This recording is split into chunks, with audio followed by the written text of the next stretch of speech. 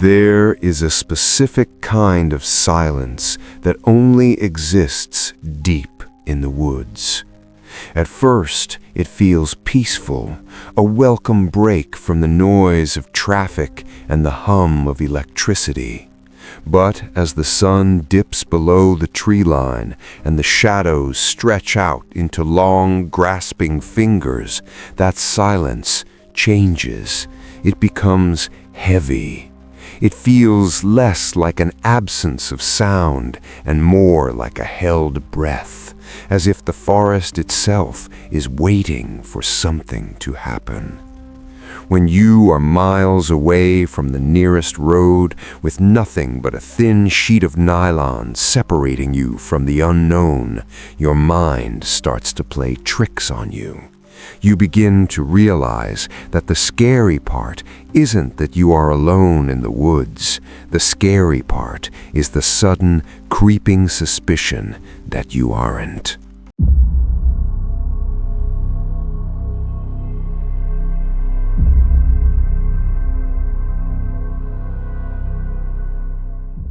My name is Liam, and I've been an avid backpacker for about 10 years. I live in Washington State, so I have access to some of the most beautiful and dense forests in the country. I usually go hiking with a group of friends, but last October, everyone was busy with work or family, so I decided to do a solo trip. I needed to clear my head, and a weekend alone in the Gifford-Pinchot National Forest seemed like the perfect way to do it. I chose a dispersed camping area that was well off the beaten path. This wasn't a designated campground with fire rings and bathrooms. This was just raw wilderness. I hiked about 6 miles in from where I parked my truck, finding a perfect flat spot near a small rocky creek. Everything about the setup was normal. I pitched my tent, gathered some firewood, and spent the afternoon reading by the water. The isolation felt great. The only sounds were the rushing water and the wind in the hemlocks. Around 5 p.m., the light started to fade. In the Pacific Northwest, when the sun goes down in the dense woods, it gets dark fast. I made a small fire, just big enough to heat up some freeze-dried meal. I was sitting on a log, eating my dinner, when the atmosphere shifted. The birds, which had been chattering away all afternoon, suddenly went silent. The wind died down. The woods became completely still. I'm a rational guy, so I told myself a predator was probably nearby, maybe a cougar or a bear. I had bear spray on my belt, so I wasn't overly panicked, just alert.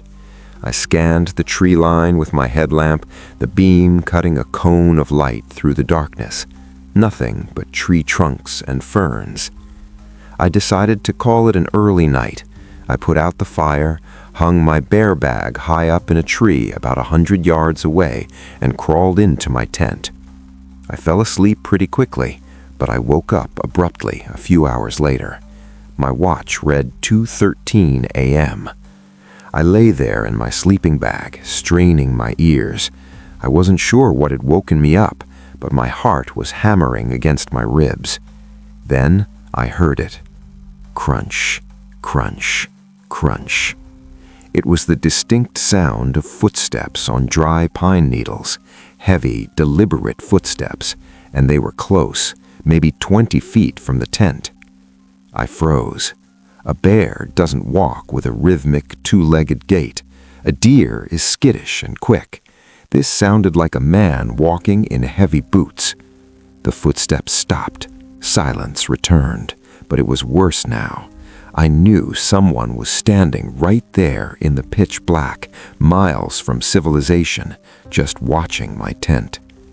I slowly reached for my knife and the bear spray, trying not to make a sound. The rustle of my sleeping bag sounded like a gunshot in the quiet. "Hello?" I called out. My voice shook more than I wanted it to.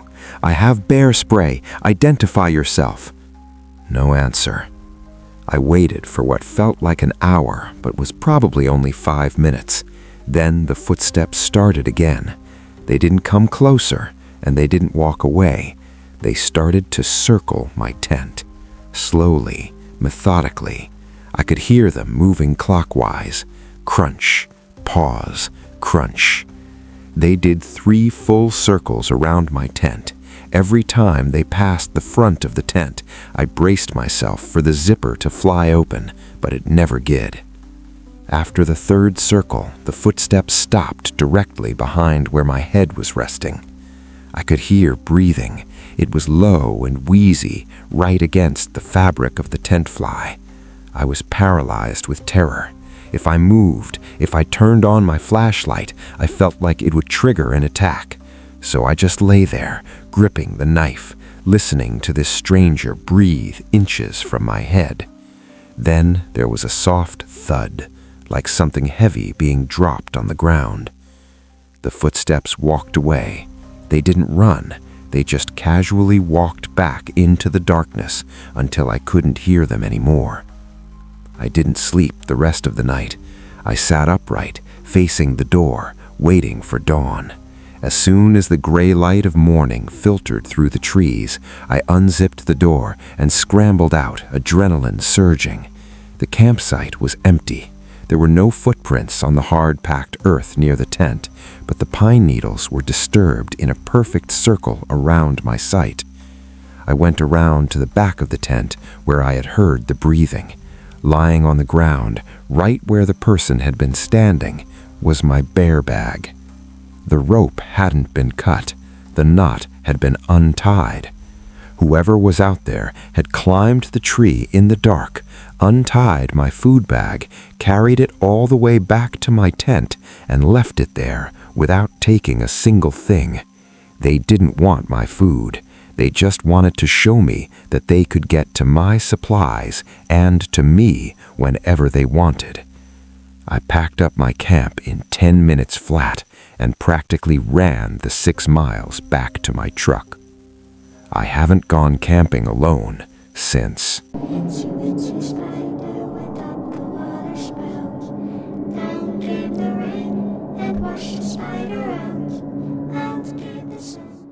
This happened 2 years ago in the fall. My name is Sarah, and I work as a landscape photographer. I often travel to capture the changing leaves and to save money, and because I prefer the solitude, I usually camp in state parks. It was mid-November, so the camping season was pretty much over. I pulled into a massive campground in upstate New York on a gloomy Tuesday. Because of the time of year, the place was a ghost town. The ranger station was boarded up, and as I drove through the loops, I realized not a single site was occupied. It was just me. I picked a spot near the back, close to the lake. It was beautiful, but the silence was heavy, broken only by the wind rattling the dry oak leaves. I set up my tent and parked my SUV right next to it. By 9 p.m., I was inside, editing photos on my laptop. It was a windy night, so the tent walls were flapping loudly, masking the sounds of the woods. Around 10:30 p.m., the atmosphere shifted. I saw bright lights sweep across the fabric of my tent. I sat up immediately, snapping my laptop shut. A car was driving slowly down the campground loop. I could hear the distinct crunch, crunch, crunch of tires on gravel. I figured it was just a park ranger doing a late-night patrol. The engine noise got louder, and then it stopped. The car was idling directly in front of my campsite. I waited for a door to open or a voice calling out, "Ranger service?" But there was nothing. Just the low rumble of the engine and the bright high beams illuminating my tent like a stage light. Minutes ticked by, 5 minutes, then 10. The feeling of being watched was overwhelming. My tent was glowing from the outside, meaning whoever was in that car could see my silhouette perfectly, but I was completely blind to them. Finally, I unzipped the door just an inch to peek out. It wasn't a ranger truck. It was an older, beat-up sedan, dark in color and caked in mud. It was sitting there, engine running, facing my tent. I couldn't see the driver through the glare. I zipped the door back up, my heart racing. Maybe they're lost, I thought. Maybe they're checking a map. Then, abruptly, the car engine turned off. The lights cut out. The campground plunged into total, suffocating darkness. I froze. If they were camping, they would get out and start setting up. If they were lost, they would drive away. Turning off the car meant they were waiting. For a long time, there was silence. Then I heard the car door creak open and click shut. Footsteps crunched on the gravel. Slow, deliberate steps. They weren't walking toward the bathroom. They were walking straight toward my tent. I grabbed my keys and my heavy flashlight. I scrambled to put my boots on, my hands shaking so badly I couldn't tie the laces. The footsteps moved from the gravel onto the leaves. Rustle, step, rustle.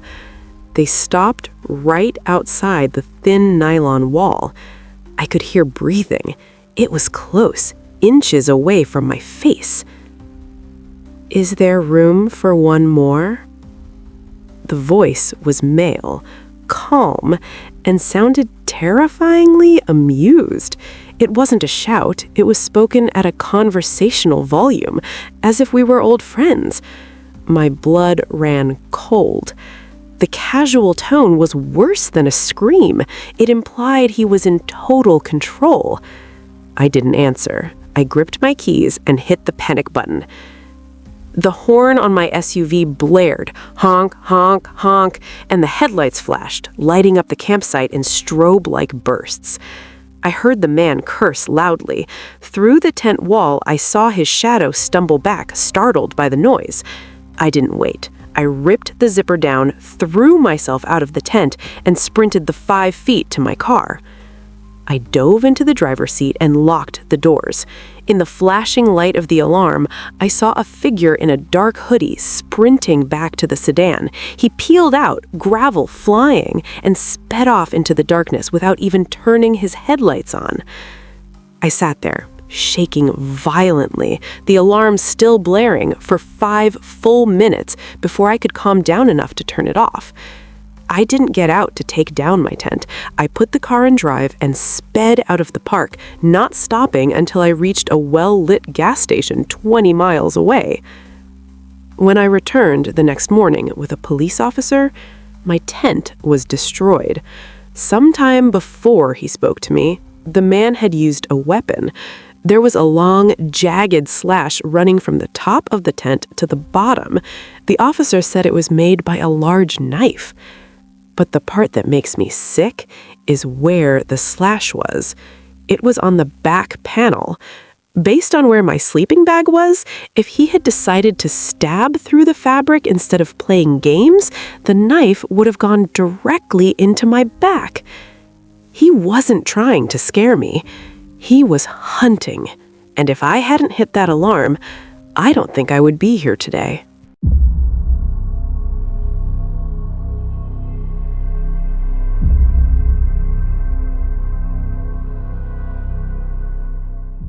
I have never told this story to anyone because I know how insane it sounds, but I swear on my life, every word of this is true. My name is Ben. I'm from Minnesota, and I grew up canoeing in the Boundary Waters. It's a massive wilderness area with thousands of lakes, no roads, and no electricity. Once you paddle in, you are totally alone.